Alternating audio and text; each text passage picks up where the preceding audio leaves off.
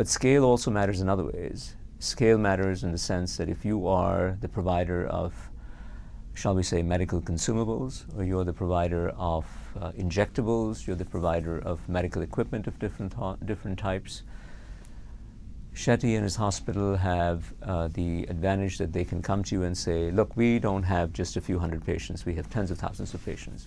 Can you make us a good deal? In the early days, this required some negotiation because, again, remember, this is in the backwaters of India. Even though you think of Bangalore perhaps as being the so-called Silicon Valley of India, it's still by and large a relatively poor city, mostly with dust and cows and noise and this and that out in the street. So the idea that tertiary care was coming from an unknown medical entrepreneur in a poor part of the world was not immediately palatable to providers of stuff that we needed in the hospital. That's changed now. Now providers of equipment see Davies Hospital as being a place where actually cutting-edge procedures are being developed. And therefore, there's an incentive for them to make sure that the cutting-edge equipment is present in the hospital. In fact, I would even say that it's a place where the equipment is, how should we say, it's stress-tested in some way. And that makes it easier to get the best equipment.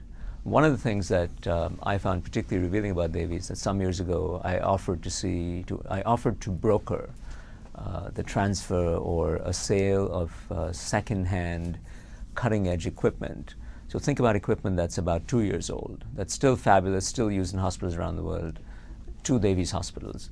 And he flat out refused. I'm still not sure that was a great idea for him to refuse it, but he did refuse. And his reasoning was that he didn't want anybody to say that because he was treating the poor of the world, that he would use anything other than the best at the time. Now, I think that's a symbolic statement as much as it is a procedural or a practical one, because part of what's going on is to challenge the conventional wisdom. And that's part of good entrepreneurship, is to swim against the tide and to say that I have an intuition that something really special can be done. And not only do I want to make sure it gets done, but I want the world to see that it's getting done. And I want the world to have some attention and pay attention to it and minimize the different holes that they can poke in my potential execution of that vision. And I think that's what he was trying to do. So because of the scale, we have low per unit costs. Because of the scale, we have good negotiations with suppliers of all sorts. And because of the scale, we also have another entirely different dynamic that's happening. Because remember, there are two outcomes that we should focus on. One is the per unit cost of surgery is very low. And the other on the quality side is that the outcomes are very good. So it's not just lowering the cost, because we could be lowering the cost and providing poorer quality of service. In this case, service is saving lives. And so this is not a trivial distinction. But we are saving lives in the very best way possible. So how does scale translate into that?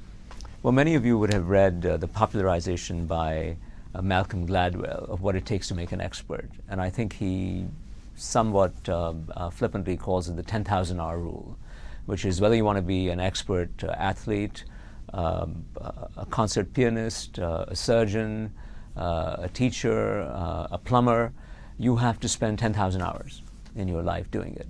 And the sheer repetition and exposure to a variety of situations over 10,000 hours ensures that you become a candidate for world's best. Now, not too many surgeons, cardiac surgeons, have operated for 10,000 hours in the world, actually, if you do the math. Given the volumes of surgeries in many different places, it probably takes the better part of one's career to get to 10,000 hours of surgery. But not if you're in a place like India, where a lot of people have heart disease and you've created a model with this big scale. So the scale allows incredible repetition through practice. It's nothing more than the simple adage that my mom always used to tell me: practice makes perfect. Just go at it and go at it again and get up and stand up and do it again and again and again. And just through that sheer repetition and exposure to all sorts of idiosyncrasies and wonders of human anatomy, you will encounter every single situation that you can imagine, and you will simply be the best at what you do. And that's what we have here. We have very, very low mortality rates. We have very low infection rates. We have very low after-surgery complications of different sorts, and at a very, very low price. It's an incredible thing.